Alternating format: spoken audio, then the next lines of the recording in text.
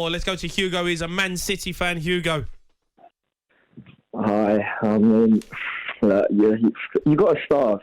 You've got to congratulate Real Madrid because, to be honest, I don't think they deserved it over the two sides. I actually went to the first leg to the Etihad, and right after that, I had suspicions. I was, the mood around the stadium was quite apprehensive because we knew, Real Madrid got one goal in this second leg, and we're in big trouble. But got to congratulate them. What they showed, I don't think any other team in the world, you can put your Barcelona, your Liverpool, your Bayern Munich, the history out. I don't think any other team in the world does that with their history. Obviously the atmosphere is amazing too, but what really, Guardiola, I think this season was probably his biggest chance to win the Champions League with us. Obviously people are going to point to us, hopefully, and it looks very much like it, that we'll get Haaland in the summer. But next season, there's no promises that next season's not his last season. He's not committed to any new deal. This such a defeat like this, I don't know if Jason's experienced any heartbreaks in matches such as these, but this can really... Plenty of them, Hugo. Plenty of them. As a player, I've been in your shoes, Hugo. I remember when Barcelona scored in the last minute at Stamford Bridge. When they went through away goals. Honestly, Hugo, who takes the blame for this? Pep Guardiola, the players? Because questions are going to be asked now. Do you know what the hardest thing, when I'm looking back on this game is with their goals?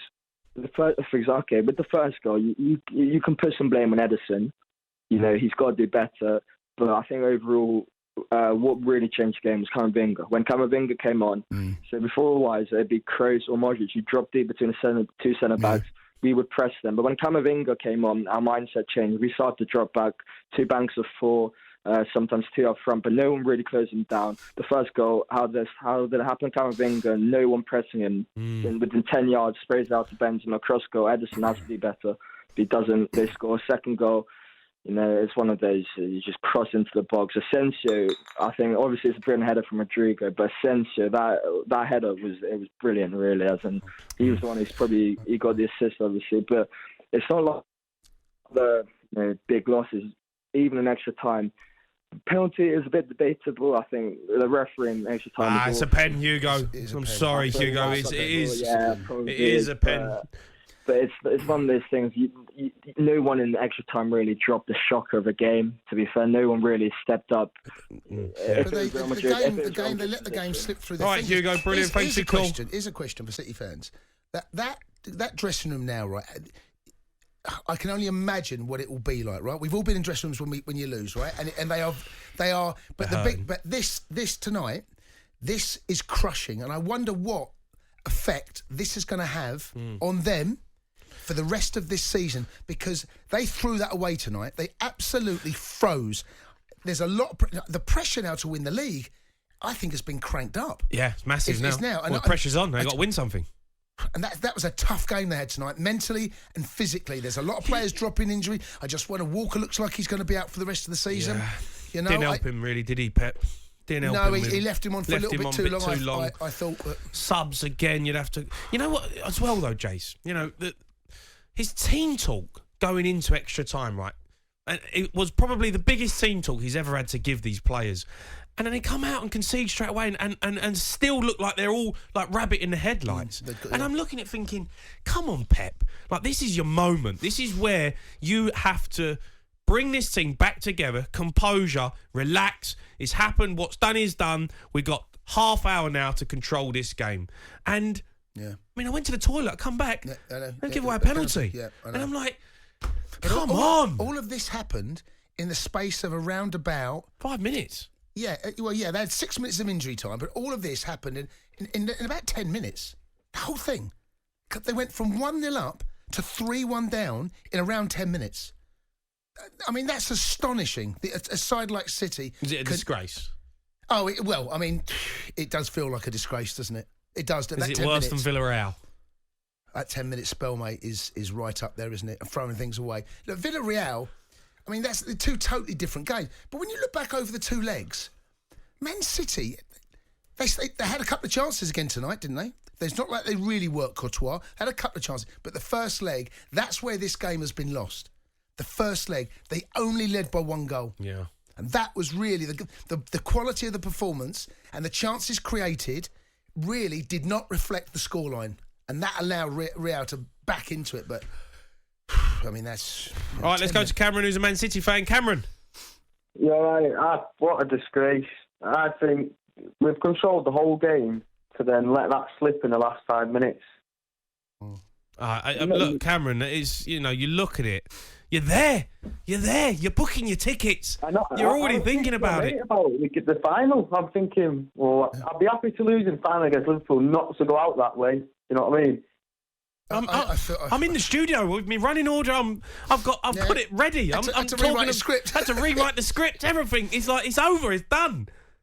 I know. I could see Sky Sports in the morning, City and Liverpool final, and then that happens. I don't think that's down to Pep at all. I think that's discipline of the players. We were talking actually. We were saying that City actually, because there were moments in that game where Real Madrid did cause one or two problems, but they took the sting out of the game really well. City, and it felt like they were taking. They were a major threat. That's all. I thought Benzema had a very quiet game. Yeah. Didn't touch the ball until with the service into him. They didn't have the service into him that he'd had in previous games. Certainly against my lot. But Cameron, Man City, they controlled the game for 89 minutes. They did. They controlled the tie. Yeah. But what is that feeling? What is that feeling for Man City? Ties. That when it gets to that, when all of a sudden, bang, Champions League, a big moment happens, and they fall apart. You see the blood drain from the players, all belief drain from all of them, and then the crowd ramps up, and they couldn't hack it. Yeah. All right, Cameron, thanks for your call. I want to hear from some Man City fans. 03717 22 33 44. Let's go to Terry, who's a Liverpool fan. Terry. All right, Tel. How you doing? You all right, Jamie? You all right, Gunsy? Good, Terry. You do a marvellous job, lads. I love listening to you. Some of your stuff you come out with. But basically, I'm over the moon. I'm absolutely over the moon. Purely on the basis that I just think that you need to be a passionate team to win these sort of cups. Like Liverpool did yesterday. You need to have that passion, that drive to go on and win the cups. Are you saying they've got no passion, Tel? You're saying City have got no passion? No. It's a bit harsh, Tel. Come on. Well, I mean... Come on. You can't say they ain't got passion. They fell apart. And to win knockout cups like this, you need passion, don't you? You need a lot of passion and drive. They collapsed in 5. And this was a tie over 2 legs. They totally controlled. They totally controlled it. They controlled it, but not being funny, like you were just saying to the last caller on the last call, you were already booking your tickets to the final. When I was listening, I'm not being funny, I've been listening to talkSPORT all day, to be honest with you. Yeah. And every single City fan has completely bypassed Real Madrid. They hadn't even thought about them. They've just thought, it's Liverpool in the final, we're going to win. They're not being funny. Liverpool fans, they get excited about it, they get drilling about it, but they just bypass it like it's nothing, like Real Madrid are nothing. Like it's just, an anomaly that they just got to get past. You know what I mean? I thought City would get past them tonight. I mean, we all did.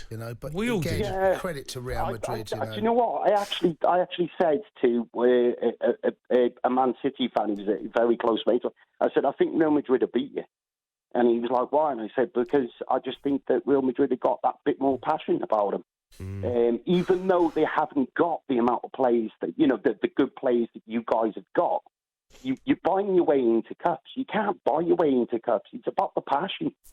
I'm not being funny. You look at the Liverpool players; they're nowhere near. You can't say that, Terry. I mean, Real Madrid, they won Champions League for years on the Galacticos and money that they spent. So, you can't say that. Yeah. No, I get what you're saying. But the last few years, not being funny, they shouldn't even be touching Man City, but they did. They beat them, and I believe that's down to passion.